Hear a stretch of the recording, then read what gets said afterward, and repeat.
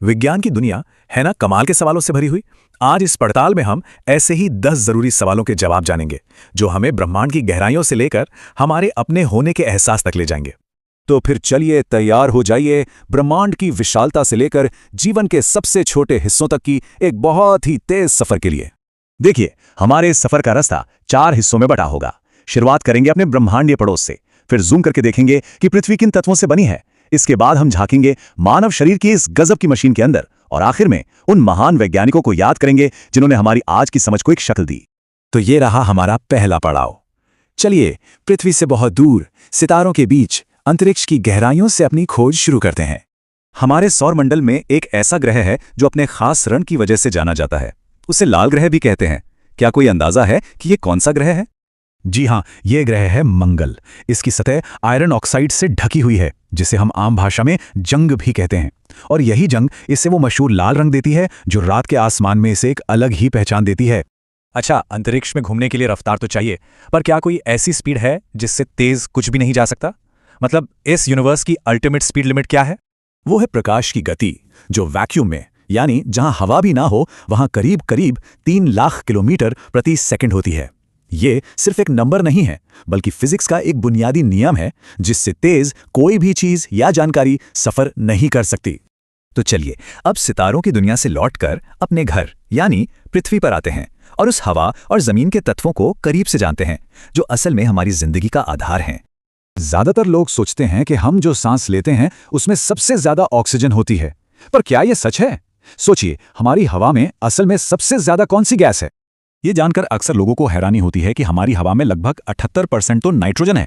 हाँ, ऑक्सीजन जिंदगी के लिए बेहद जरूरी है, लेकिन नाइट्रोजन हमारे वायुमंडल का सबसे बड़ा हिस्सा है जो जीवन के चक्र में एक बहुत अहम भूमिका निभाती है। ठीक है, हवा से आप जमीन की तरफ आते हैं।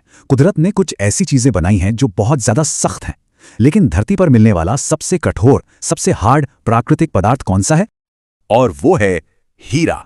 इसकी इस बेजोड़ मजबूती का राज है इसके अंदर कार्बन परमाणुओं की एक परफेक्ट कसकर बंधी हुई 3D बनावट जो इसे लगभग न टूटने वाला बना देती है।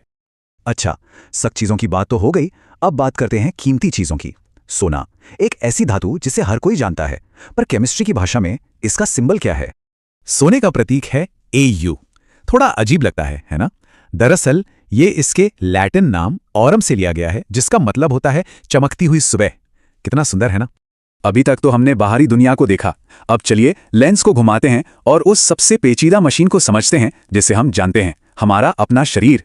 हमारे शरीर और सूरज के बीच एक बड़ा ही कमाल का रिश्ता है। जब हमारी त्वचा पर सूरज की रोशनी पड़ती है तो हमारा शरीर एक बहुत जरूरी विटामिन बनाना शुरू कर देता है। वो कौन सा विटामिन है? वो है विटामिन डी, जिसे सनशाइन विटामिन भी कहते हैं। यह प्रक्रिया ही अपने आप में शानदार है। हमारी त्वचा सूरज की रोशनी को एक कच्चे माल की तरह इस्तेमाल करती है और इस जरूरी विटामिन को खुद ही बना लेती है, जो हमारी हड्डियों के लिए बहुत ज्यादा जरूरी है। हमारे शरीर के अंदर एक बहुत ही एडवांस्ड फिल्ट्रेशन सिस्टम भी है जो 2400 घंटे काम करता है। तो कौन सा अंग है जो हमारे खून को साफ करके जहरीले पदार्थों को बाहर निकालने का मुख्य काम करता है? इसका जवाब है किडनी, यानी गुर्दा। हमारी किडनियां उन गुमनाम हीरो की तरह हैं जो हर दिन चुपचाप सैकड़ों लीटर खून को छानकर बेकार चीजों को बाहर निकालती हैं और हमें सेहतमंद रखती हैं। चलिए अब इस आखिरी हिस्से में हम सिर्फ वैज्ञानिक तथ्यों की बात नहीं करेंगे, बल्कि उन महान दिमागों को याद करेंगे जिनकी जिज्ञासा और मेहनत ने इन खोजों को मुमकिन बनाया। आनुवंशिकी यानी जेनेटिक्स के पिता के रूप में ग्रेगर मेंडल को जाना जाता है। सोचिए, एक बगीचे में मटर के पौधों पर किए गए उनके सब्र भरे प्रयोगों ने आनुवंशिकता के वो बुनियादी नियम खोज निकाले जो आज भी बायोलॉजी की नींव हैं। और थ्योरी ऑफ रिलेटिविटी किसने दी? ये और कोई नहीं बल्कि एल्बर्ट आइंस्टाइन थे। उनके इस जबरदस्त काम ने हमें सिखाया कि स्पेस और टाइम अलग अलग नहीं है, बल्कि एक दूसरे से जुड़े हुए हैं, और गुरुत्वाकर्षण यानी ग्रेविटी इसी जुड़ाव का नतीजा है। फिजिक्स में हम बल यानी फोर्स को कैसे नापते हैं? इसकी इकाई है न्यूटन, जिसका सिंबल है N, और ये नाम सर आइजैक न्यूटन के सम्मान में रखा गया है, वो महान वैज्ञानिक जिन्होंने हमें गति और गुरुत्वाकर्षण के नियम दिए। तो लीजिए, हमने 10 सवालों का सफर पूरा कर लिया जो हमें ब्रह्मांड से लेकर हमारे शरीर की कोशिकाओं तक ले गया। लेकिन विज्ञान का सफर, आप जानते हैं, कभी खत्म नहीं होता। ये तो हमेशा अगले सवाल से ही शुरू होता है। तो अब सोचने वाली बात यह है कि अगला वो कौन सा सवाल होगा जो दुनिया के बारे में हमारी समझ को एक बार फिर से बदल कर रख देगा।